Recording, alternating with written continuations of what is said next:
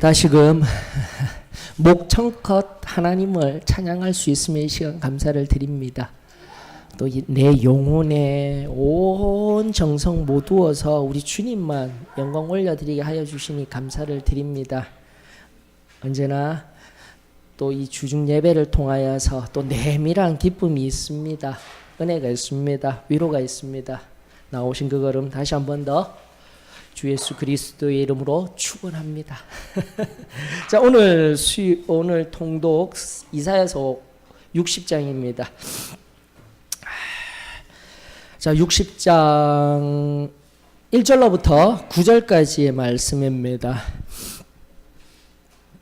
이사야서 60장 1절로부터 9절의 말씀 다 같이 통독하며 또 귀한 말씀의 진리들 우리 가운데 진리가 되게 하며 위로가 되며 능력이 되는 은혜가 있기를 원합니다. 이사야 60장 1절로부터 9절입니다. 다 같이 통독하십시다. 일어나라 빛을 발하라. 이는 내 빛이 이르렀고 여호와의 영광이 내 위에 임하였음이니라.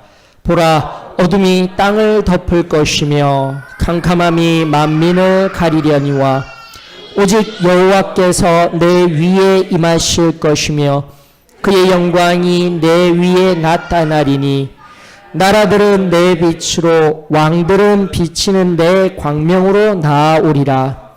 내 눈을 들어 사방을 보라. 무리가 다 모여 내게로 오느니라. 내 아들들은 먼 곳에서 오겠고 내 딸들은 안기어 올 것이라. 그때에 내가 보고 기쁜 빛을 내며 내 마음이 놀라고 또 화창하리니 이는 바다의 부가 내게로 돌아오며 이방 나라들의 저물이 내게로 옴이라. 허다한 낙타 미디안과 에바의 어린 낙타가 내 가운데에 가득할 것이며 스바 사람들은 다 금과 유향을 가지고 와서 여호와의 찬송을 전파할 것이며 게달의 양무리는 다 내게로 모일 것이요 느바요의 수량은 내게 공급되고 내 제단에 올라 기꺼이 받음이 되리니 내가 내 영광의 집을 영화롭게 하리라. 저 구름같이 비둘기들이 그 보금자리로 날아가는 것 같이 날아오는 자들이 누구냐. 곧 섬들이 나를 앙망하고 다시스의 배들이 먼저 이르되 먼 곳에서 내 자손과 그들의 은금을 아울러 싣고 와서 내 하나님 여호와의 이름에 드리려 하며 이스라엘의 거룩한 이에게 드리려 하는 자들이라. 이는 내가 너를 영화롭게 하였음이라. 아멘. 오늘 본문은 이해되지 아니할 내용은 없는 것만 같습니다. 물론 여러 가지 이스라엘 주변에 있는 나라들 옛적 이름들이 등장하고 있습니다. 그러나 그렇게 중요하지 않습니다. 특별히 게달, 느바요트, 이 아라비아 반도에 있는 평지 가운데 또 목양지에서 그 나라들에 의한 이스라엘에로 나오는 걸음들을 이야기하고 있습니다. 다른 나라들은 특별히 어려운 부분들이 없을 것입니다. 전 열방들이 결국 하나님 앞에 나오게 될 줄 믿습니다. 요즘 들어 이제 공부하면서 지식이 늘어난다라는 의미가요. 알면 알수록 모르는 것이 더 많다라는 것을 알게 됩니다. 여러분들. 그것이 은혜입니다. 알아서 내가 공부를 하고 내가 책을 읽고 생각을 많이 하고 해서 알아서 은혜가 되는 것이 아니라 점점 더 하나님의 말씀 또 하나님과 관련된 말씀들 주제들 하나하나 찾아 나가 보면 정말 내가 몰랐구나. 하나님 요만큼 아는 것 감사합니다 하지만 요만큼 알므로 말미암아 더 모르는 부분들이 많구나 깨닫게 하여 주시니 감사를 드립니다. 그래서 또다시 하나님 앞에 엎드리며 자고하지 못하도록 만들어주시는 그 은혜가 얼마나 귀한지요. 지금도 수요 성경 통독 시간에 나오신 여러분들이 한 걸음 한 걸음인 줄 믿습니다. 더 깊은 하나님의 말씀 가운데 들어갈수록 참 내가 부족하구나, 연약하구나, 또다시 피조된 존재로서 창조주 하나님 앞에 겸손히 설 수 있다라는 이 은혜. 하나님 오늘도 또 말씀을 들려주시는군요. 그 말씀을 통하여서 내가 잘한다 하였지만 또다시 나에게 은혜를 주시는군요. 깨닫게 하여 주시는군요. 그 은혜가 저와 여러분들에게 오늘 충만하여졌으면 참으로 좋겠습니다. 그래서 요즘은요, 더 깊이 읽고 더 엎드리고 더 귀한 진리에 대한 갈망이 막 일어나고 있어요. 그러면서 어제도 제가 지금 잠을 못 자서 잠도 안 오고 또 엎드려 기도하다가 옆에서 잘 자요. 저와는 다르게 부럽지만 어쩔 때는 질투가 날 정도로 그러면서 또 하나님 앞에 하나님 이 갈망들이 주님으로 말미암아 채워지기를 원합니다. 주님이 늘 인도하여 주시옵소서. 저와 여러분들에게 임하여지기를 원합니다. 우리 수요 성경 통독뿐만이 아니라 우리의 모든 개개인의 경건의 삶, 경건의 걸음을 걸어 나아갈 때 어느 순간 내 경건의 재단이 허물어지면은요, 다시 세우는 게 정말 힘들어요. 이게 우리 인간입니다. 습관. 나도 내가 어떤 습관을 가지고 있다가 내어놓고 잠깐 못하게 되면요, 그걸 다시 회복한다는 게 엄청 힘들더라고요. 뭐 가령 예를 들어서 운동을 해야 되겠다 해도 잘 안 돼요. 이제는 큰일 났어요. 조금 걷고 달리기도 하면서 해야 되는데 요즘 이 마른 것 같지만 여기 배 안에 뭐가 많이 잡혀요. 그래서 늘 운동해야지 하면서 잘 안 되는 것이 우리의 모습입니다. 자, 그런데 어떠셔요? 영적인 영역도 마찬가지라는 겁니다. 다시 한번 더 경건의 습관을 내가 어느 순간 점점 더 갑자기 쑥 놓는 것은 없습니다. 한 발자국 뒤로 물러나면서 어느 순간 기도하는 것도 힘들어요. 하나님 말씀 읽는 것도 힘들어요. 또 깊은 가운데 하나님이 그 음성이 들릴 때까지 그것이 가장 귀하였습니다 하였건만 그러질 못하고 있는 우리의 연약함입니다.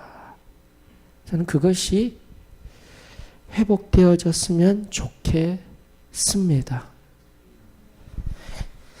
그것이 목회자의 순전한 바람이에요. 한 번씩 종종 제가 XY축해서 이런 그림들을 하나 그려드리잖아요. 알고 계시죠? 두 가지 종류가 있는 건 알고 계시죠? 맞죠? 두 가지 종류. 한 종류는 하나님의 은혜, 맞습니까? 그 다음 여기는요?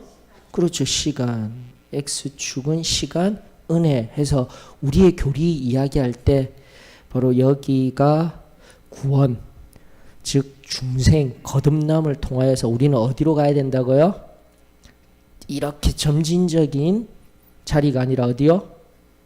바로 여기까지 올라와야 됩니다. 은혜의 100%. 이걸 완전성화라고 하고 성결이라고 이야기를 합니다. 즉 우리가 모든 것을 다 내려놓고 하나님 뜻대로 하겠습니다. 그렇게 하였을 때, 그 헌신하였을 때 내 안에 원죄적인 쓴뿌리가 깨끗하여지는 놀라운 은혜가 있습니다. 행여라도 아직도 이 은혜를 경험하지 못하셨거나 오래전 경험과 같이 여기시고 계시다라면 회복해야 돼요. 그리고 그렇게 된 그 뚜렷한 자리에서 성령이 내려오셔서 성령으로 충만케 하시죠. 이번에도 주일날 강의한 바와 같이 2장 4절에 성령 충만함이에요. 성령 침례, 성령 세례라는 말은 없습니다. 그러나 그 성령 충만의 첫 번째 사건이 뭐요? 성령 침례. 깨끗하게 부어지고 성령이 오시기를 기다렸더니, 우리도 마찬가지예요. 구원, 중생, 완전 성화, 깨끗한 자리에 성령 하나님이 오시기를 기다림으로 말미암아 세 가지 이 뚜렷한 은혜를 받는다라는 것 잊지 아니하였으면 좋겠습니다. 그래서 점으로 치게 되면 여기 또 있겠죠, 맞죠? 그래서 어떻게 해요? 항상 우리가 여기 있어야 되는데 요즘은 보게 되면은 어떠셔요? 항상 그 은혜를 100% 완전 성화의 은혜를 경험하고 살아가고 계십니까? 다른 말로 하게 되면 성령 충만인 거예요. 끊임없이. 그래서 높은 수준을 살아내야 되는 것이 그리스도인의 은혜의 높은 수준에 있어야 되는데 우리가 어느 자리에 있는지를 살펴보아야 하는 거죠.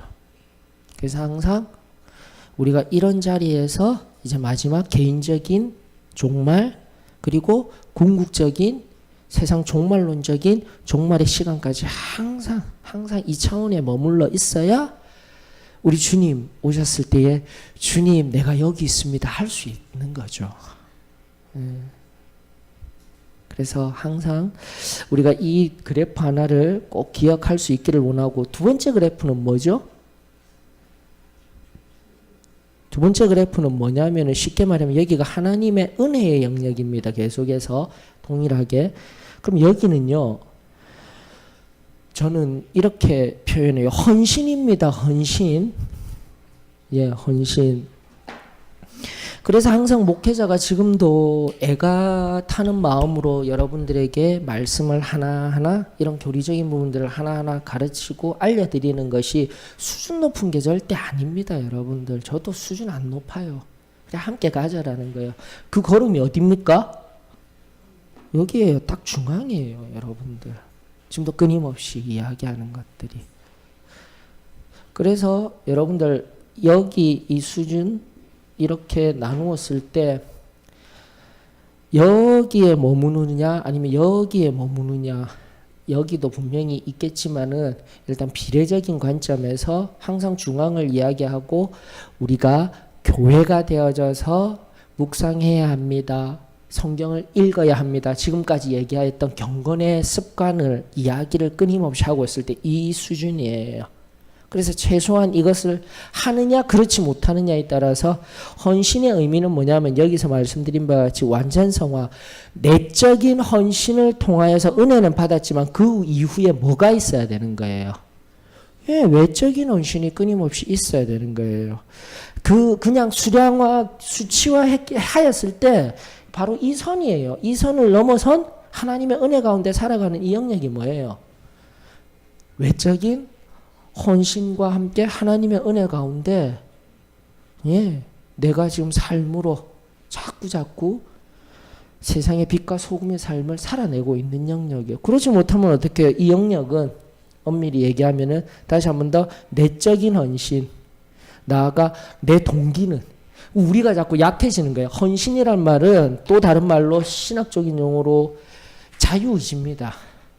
자유의지를 활용하여 헌신이 더 커진 상태 속에서 살아가야 되는데 자꾸 이 선을 넘어가게 되면은 항상 무슨 말을 하냐면은 내 마음의 동기가 선해요. 헌신은 없고 항상 내 마음의 동기로 인하여서 하나님의 은혜는 항상 여기에 거하려고는 하는데 결국 항상 이 영역에서 내 헌신은 없이 내 마음의 동기는 순수합니다 하다가 여기 이하로 내려가게 되면은 하나님이 원치 아니하는 자리에 우리가 있을 수 있습니다라는 것이 우리의 마음이라는 거죠. 이런 용어들로 대체할 수 있습니다, 여러분들. 그래서 목회자는 항상 어디요? 여기를 항상 지향을 시키는 것입니다. 지금도 이런 영적인 습관들이 있어야 합니다. 그래서 이 영역에 거하시는 분들도 잘못되지 아니하였어요. 나쁘지는 아니합니다. 그러나 하나님 앞에 진정한 외적 언신 없이 내외적이라고 잠깐 수치화시키고 눈으로 볼 수 있도록 하는 거예요. 끊임없이 하나님 앞에 자발적으로 은혜에 반응하여서. 우리는 너무 단순했어요. 100% 무조건 100%의 상태에서 완전의 상태에서 은혜 받았으면 계속 외적인 헌신. 근데 외적인 내적이다 외적이다라는 이분법적으로 나누어지는 게 아니라 당연히 내적으로 충만하기 때문에 외적인 게 가능하다라는 의미인 겁니다. 지금도 눈에 보이도록 내외라고 이야기를 하고 있지만 이 외적인 헌신의 자리에 있는 사람들은 내적으로도 어떻게 해요? 순전한 하나님을 향한 갈망이 늘 있는 상태인 거예요, 여러분들. 그래서 지금 오늘날 우리의 신앙, 그 처음에 뜨거웠던 순전했던 신앙에서 우리 자신을 점검할 수 있어야 한다는 거죠. 이 기준을 계속 이야기해 주는 겁니다. 그렇게 되면 이 외적인 헌신의 영역에서 저는 선교적 교회의 기능으로서 모이는, 어쩌면 이쪽이 모이는 기능이라면은 모여서 성경 말씀 듣고 내가 예배 받고 은혜 받지만은 이 영역은 어디예요? 나아가서 흩어져서 내가 받은 그 사랑을 어떻게 해요? 증거하는 거예요. 입술의 증거가 아니라 사랑하며 섬기며 자기 자신을 내어주며, 이것이 바로 우리가 지향하고 살아가야 할 우리의 모습이다라는 겁니다. 바로 이러한 상태들 속에서 우리가 여기에 들어가려고 하는 이 시점에서, 이 딱 중앙에 있는 시점에서 오늘 60장 1절 말씀이 우리들에게 명령한, 하나님의 말씀이 명령하고 있습니다. 은혜 받은 자들이 뭐 해야 된다고요? 일어나야 되는 거예요. 여러분들 일어나. 뭐 해야 된다고요? 빛을 발하라 라고 하나님은 우리들에게 명령어법입니다. 명령화법입니다. 명령하고 계시는 겁니다. 이해되셨죠? 헌신이라는 의미에 대해서. 이걸 왜 자유의지라고 이야기를 하는지, 그리고 왜 내적 외적으로 지금 나누었는지. 의지만 가지고 일어서야 되는데 내 마음의 동기는 선하여요. 그런데 육신이 연약하여서, 상황이 연약하여서 자꾸 이런 상태에 머물고만 싶은 거예요. 오늘날의 편안함들이. 근데 오늘도 성경 말씀을 우리들에게 말씀하고 계시는 거예요. 어떻게 하라고요? 일어나 빛을 발하라. 너무나도 우리가 잘 알고 있는 말씀, 빛을 발한다라는 의미가 무엇입니까? 마태복음 5장 14절 한번 보십시다. 여러분들 잘 아는 말씀이잖아요. 빛을 발한다라는 의미가. 그래서 성경으로 연결을 시키면 되는 겁니다. 마태복음 5장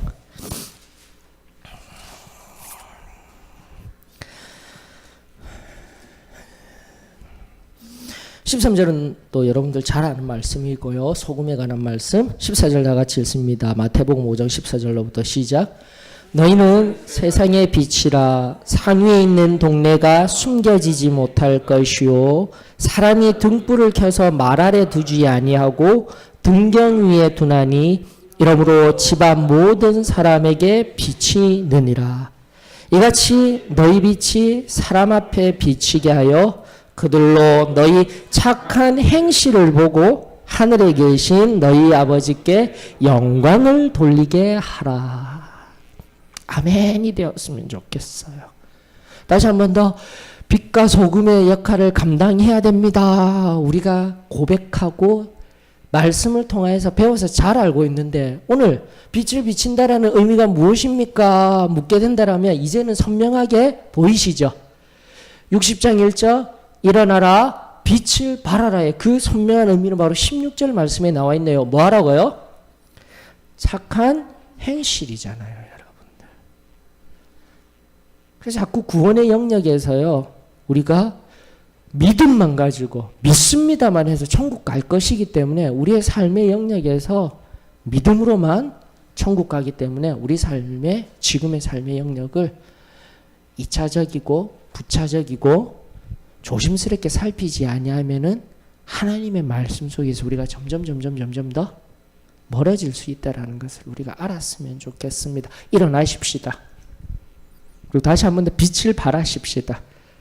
그리고 성경이 말하는 바 착한 행실, 성경에 의한 세상이 말하고 있는 그 착한 행실, 덕, 도덕, 윤리보다도 더 고차원적인 자리에서요. 법 지키는 것은 당연하고요. 세상 사람들이 아무리 빨간불 건너 다녀도 우리는 빨간불 안 건너면 되고요. 세상 사람들이 아무리 백색 거짓말 괜찮다 해도 우리는 어떻게 해요? 안 하도록 자꾸 나 자신을 훈련시키는 거예요.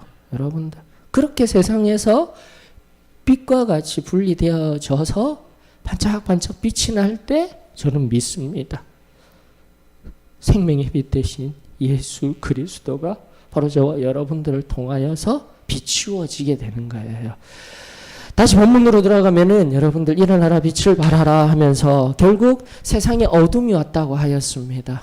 창세기 3장을 통하여서 원죄로 말미암아 죄로 인하여서 온 세상에 어둠이 임하였을 때 이 어둠과는 다른 용어, 캄캄함이라는 용어가 등장하게 되는 거예요. 우리가 경험하는 거예요. 어둠은 실제라고 한다라면은 특성이라고 한다면 그 어둠이 임함으로 우리에게 실제 우리가 경험하는 것은 뭐예요? 캄캄함인 거예요. 보이지가 않는 거예요. 아무것도 없는 거예요. 그런데 지금까지 상고한 빛을 발하는 자리에 우리가 거하게 될 때 무슨 놀라운 일이 있게 되는 겁니까? 사람들이 함께 모이며 지금 4절로부터 9절까지의 의미는 바로 처음에는 내 자녀들이 먼저 돌아오는 거라고. 성경이요. 너무 간단해요. 하나님의 말씀은 하나도 틀리지가 않아요. 우리가 잘 알던 사도행전 16장 30절, 31절 말씀 뭐예요? 주 예수를 믿으라. 그리하면 너와 내 집이 구원을 얻으리라. 여러분들 저는 믿습니다. 내가 진정한 예수 그리스도에 의한 빛을 발하는 삶을 살아간다면 누가 먼저요? 내 자녀가 먼저 돌아오게 될 것이라고 또 이사야 60장 4절의 말씀이 이야기하고 있잖아요. 그것도 내 아들이 멀리 돌아갔을 때에 멀리 있으나 다시 돌아올 것이라고 이야기하고 있고 내 딸이 어떻게 해요? 내 품에 안기울 것이라. 하나님의 말씀을 볼 때마다 예, 그러합니다. 하나님 말씀을 믿습니다.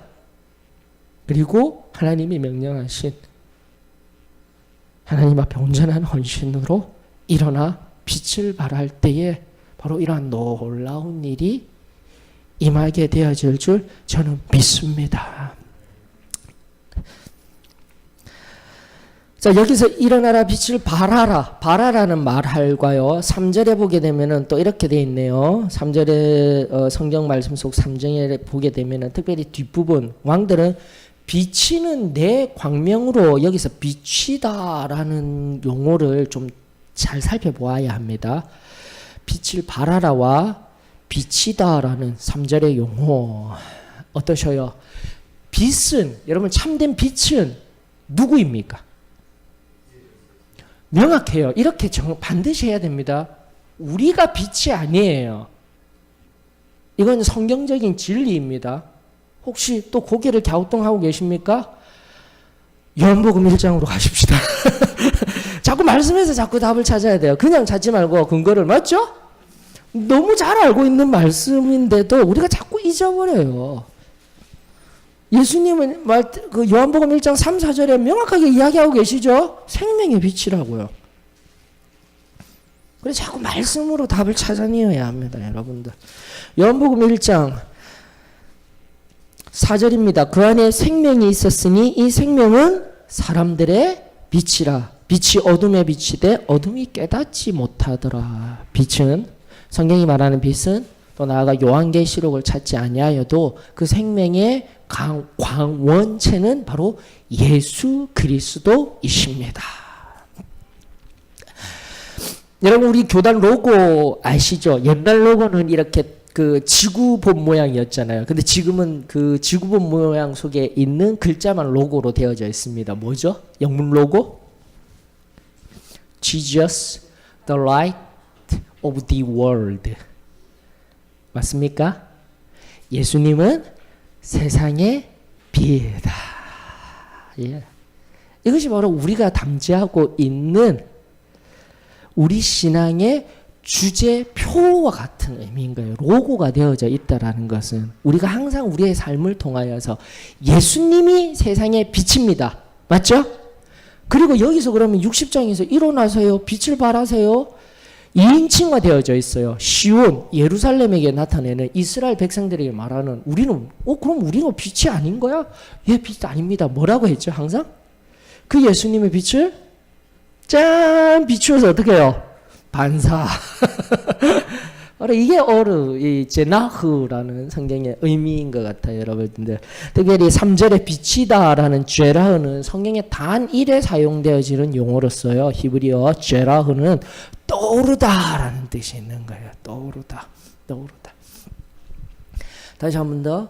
원래 그 광명이었던 예수 그리스도를 날마다 비추는 삶을 통해서 누가요? 예수님이 그 빛이 충만해질 수 있도록 사용되어지는 반사체의 역할이 누구라고요? 바로 저와 여러분들이라는 겁니다. 이것을 우리가 잊지 아니하였으면 좋겠습니다. 결국 궁극적으로 오늘 성경이 말하는 바는 무엇입니까? 하나님의 영광이 내 위에 임하였다라는 이 말씀의 의미는 자, 이제로부터 여러분들이 잘 알고 있는 말씀입니다. 한 번 더 시간의 개념에서 이사야가 끊임없이 이야기하였던 여러분들 심판의 의미와 다시 회복의 의미, 희망의 의미들을 끊임없이 얘기할 때 시간, 세 시대를 분명하게 우리는 알아야 한다 하였습니다. 첫 번째는 언제라고 했죠? 언제 후에요? 첫 번째는 바벨론 포로 이후 포로 회복할 때, 포로로 회복하는데 우리 뭐 다른 거 생각하지 말고 1차, 2차, 3차 여호야김 시대로부터 1차 포로가 데려갔습니다. 이런 얘기 하지 말고요. 뭐가 됐죠? BC 586년에 무엇이 파괴되었다고요? 예, 성전이 파괴되어졌다라고 생각하시면 됩니다. 다른 것도 맞아요. 다른 70년에 대한 70년 뒤에 오라나 다시 회복시킨다라는 의미. 이게 바로 그 심판과 BC 586년 7년에 있었던 성전, 솔로몬 성전의 완전한 회파 다음에 언제 그러면 회복이 됐다라는 거예요. 그 성전이. 두 번째 스룹바벨 성전이 언제요? 그러니까 70년을 빼면 되잖아. 586년이니까 맞죠? 516년 맞아요. 이게 바로 스룹바벨 제2성전 에스라가 와서 성전을 지었던 정확한 날짜예요. 바로 이 시대를 끊임없이 여러분들 이사야가 이야기하고 있었다라는 것 가깝게는. 두 번째는 언제라고 했죠? 두 번째는 언제일까요? AD 언제요? 잘 모르겠어요. 27년? 아니면 원년?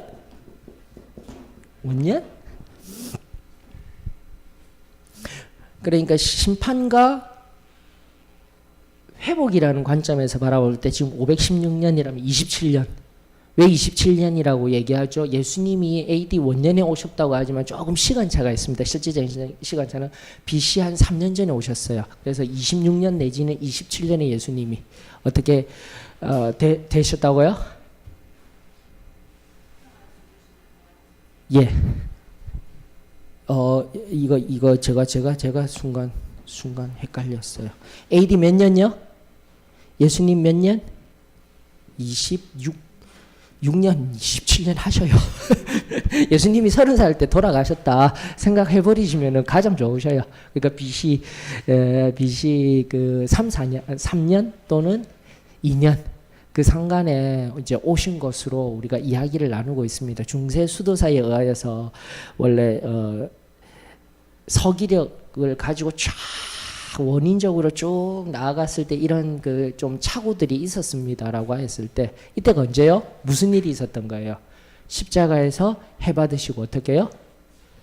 다시 죽음을 이기시고 부활하신 사건이 있었다라는 거죠. 이걸 늘 우리가 이사야를 보면서 살펴야 되는 거예요. 앞서 있었던 고난받는 종 그리고 주님께서 모든 열방을 자유케 하시겠다라는 그런 예언의 말씀들 하나하나가 두 번째 시대성을 살펴야 됩니다. 그리고 마지막은 뭐예요? 계속해서 이야기하고 있는 세 번째 기본 중에 기본. 지금까지 쭉 얘기했는데 언제요? 이제 60장으로부터 일어나라 빛을 발하라 하면서 막 열방이 오는 시점이 언제냐면은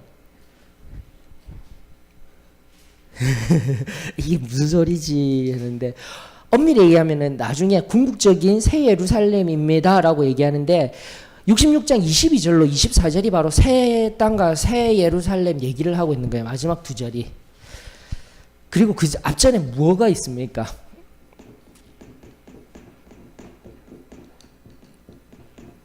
천년왕국을 이제 이야기를 계속 하고 있는 거예요. 여러분들. 천년왕국 전에 뭐가 있죠? 휴거가 있었어요. 휴거 다음에 뭐가 있었죠? 아마겟돈 전쟁이 있습니다. 그래서 결국은 또다시 아마겟돈 전쟁 전에 하나님의 7가지 7년 동안의 대환란을 겪게 되는 것입니다. 거의 심판과도 같은 모든 많은 인류들이 죽고 난 뒤에 우리 주님이 오셔서 회복시키는 첫 번째 실제적인 실제적인 평화로움 궁극적인 때가 바로 천년왕국이에요. 그리고 여러분들 성경적인 조금만 더 우리가 생각을 깊게 하면 새 예루살렘, 새 하늘과 새 땅이 올 것입니다. 그리고 계시록에 의하여서 계시록을 기록한 요한의 시각과 요한의 생각으로서는 그 황금성 맞죠? 황금길 이건 그 시대에 그에게 가장 잘 표현할 수 있는 아름답게 표현할 수 있는 언어로서 표현할 수 있는 새 예루살렘성, 나가 천국의 본향이지. 엄밀하게 우리는요, 궁극적으로 임할 새 예루살렘성에 대해서 안다 모른다요.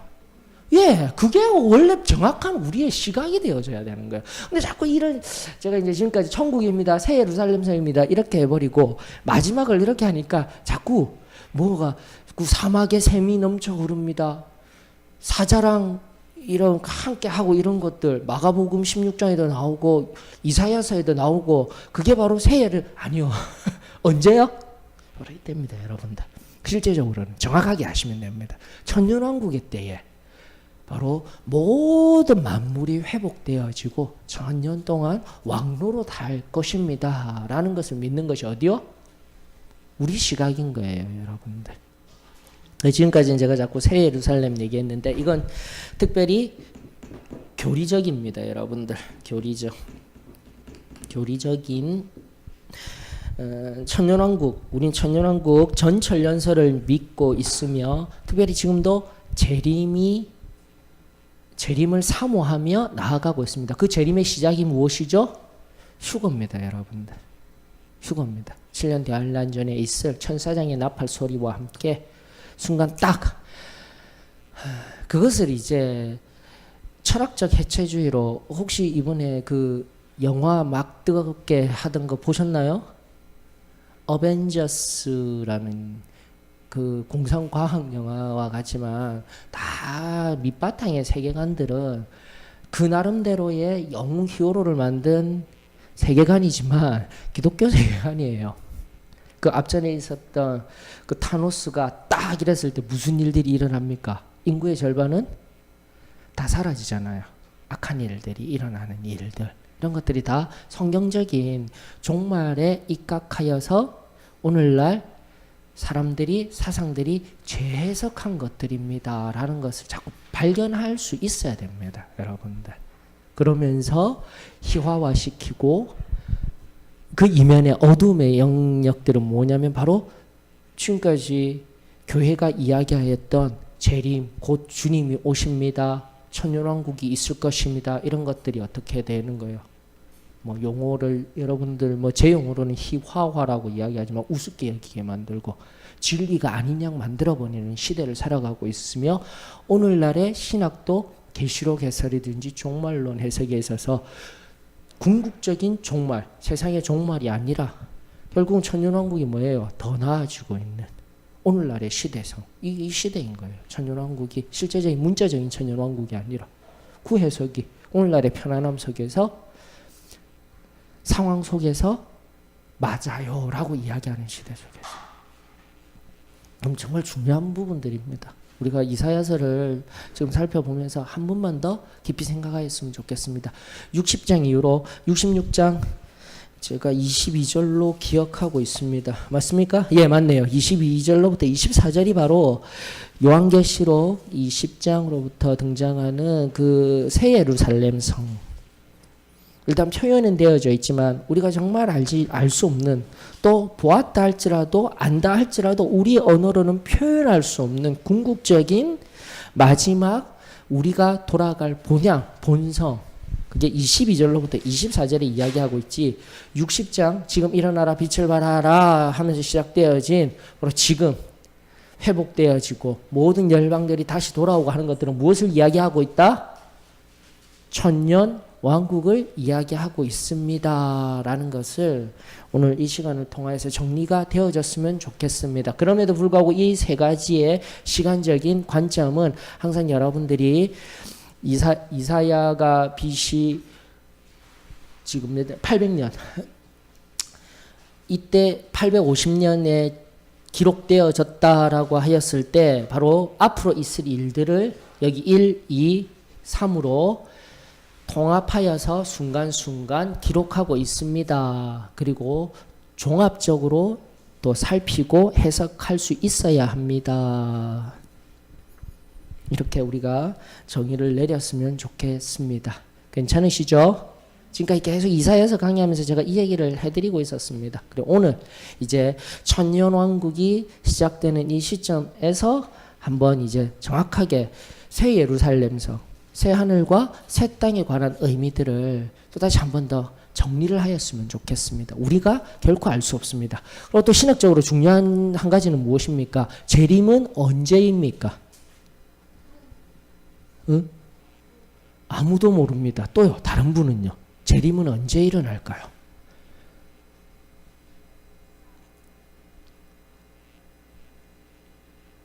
괜찮아요. 여러분들이 알고 있는 거 지금까지 언제 일어난다고 생각하시면 아무도 몰라요. 이렇게 한 분은 얘기해 주셨고요. 재림은 언제 일어나죠?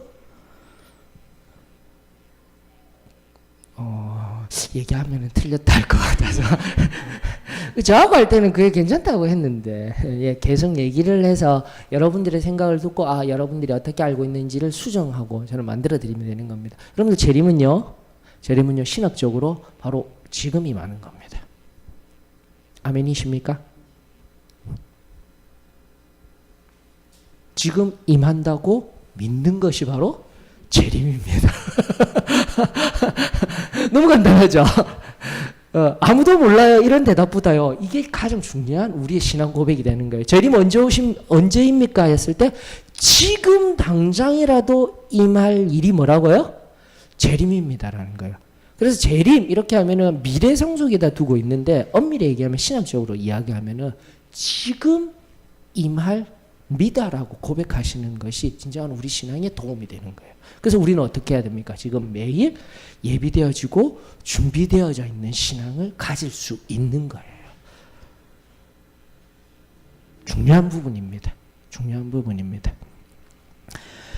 그러면서 지금 당장이라도 임할 그 재림의 역사 앞에, 우리 주님이 오시는 그 역사 앞에 저와 여러분들 순결한 자리로 서 있기를 주의 이름으로 축원합니다. 그래서 한 번씩 우스갯소리로 얘기했잖아요. 주님 오늘 오시면 안 된다니까요. 이게 이런 마음이 있으면은 안 돼요.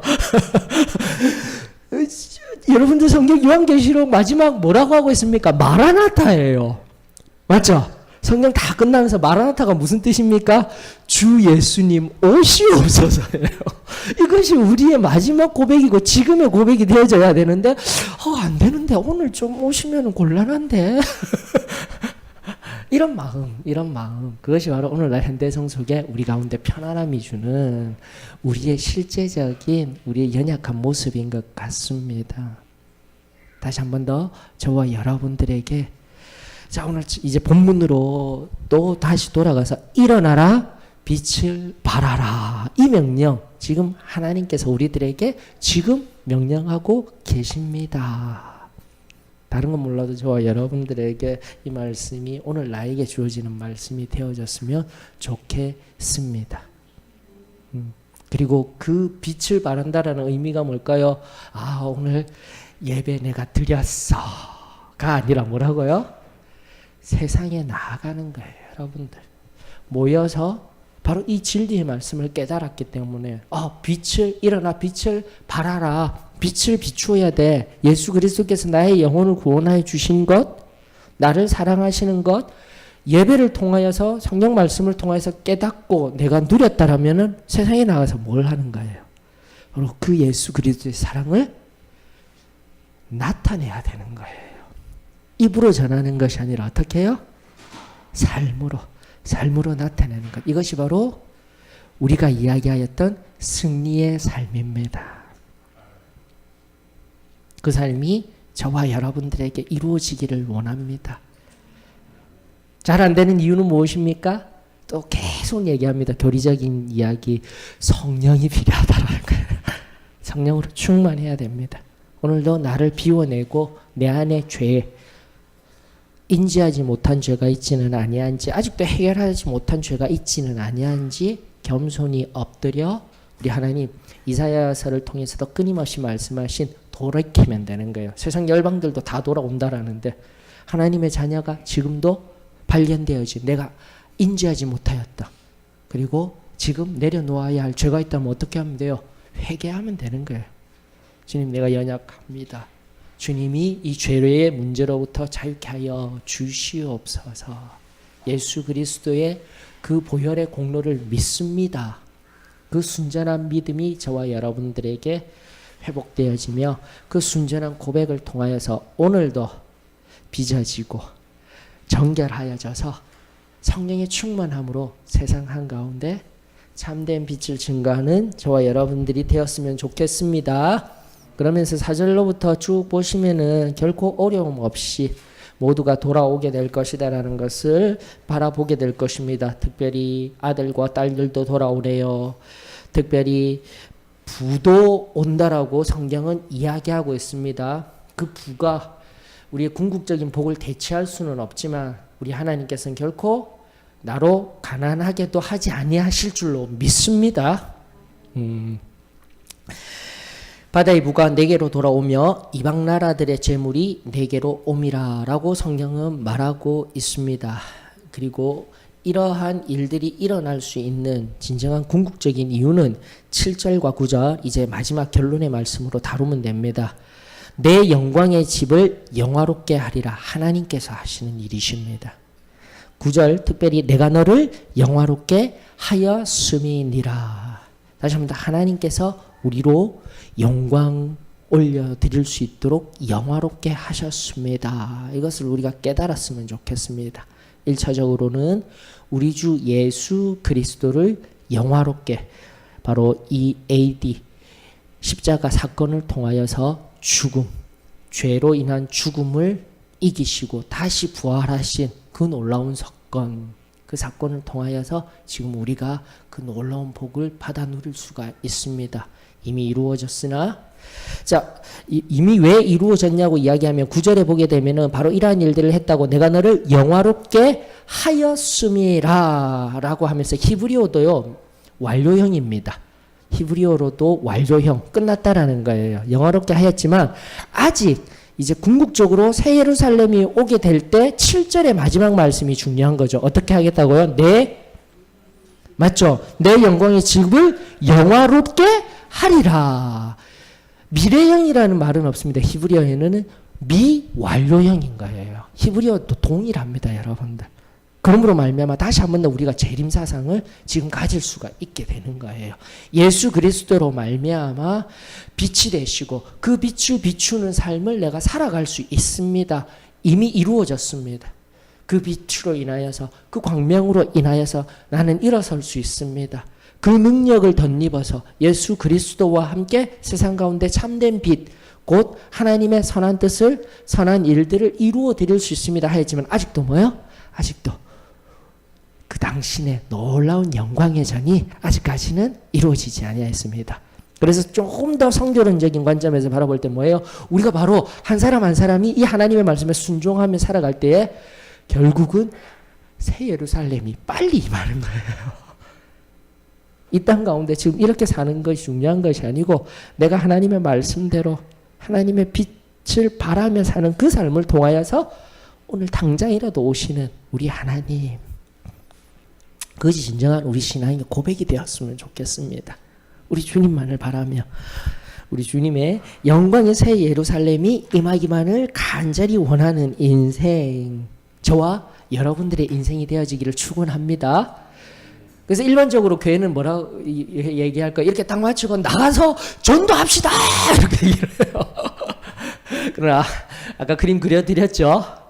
다시 한 번 더, 내가 지금 서 있는 여러분들 자리에서 이런 하나님의 헌신, 예수 그리스도로 말미암아 비밀한 가운데 내 안에 하나님께서 내 마음을 쏟아내어 주셨던 그 깊은 은혜성 속에서 여러분들 한 사람 한 사람, 또 나아가 우리 교회가 하나님 앞에 하여야 할 일이 무엇인지, 또다시 선교적인 교회로서 한 영혼 한 영혼 세상 열방을 향하여서 그렇게 한 사람 한 사람 하나님의 손에 붙들리는 역사가 있기를 주의 이름으로 축원합니다.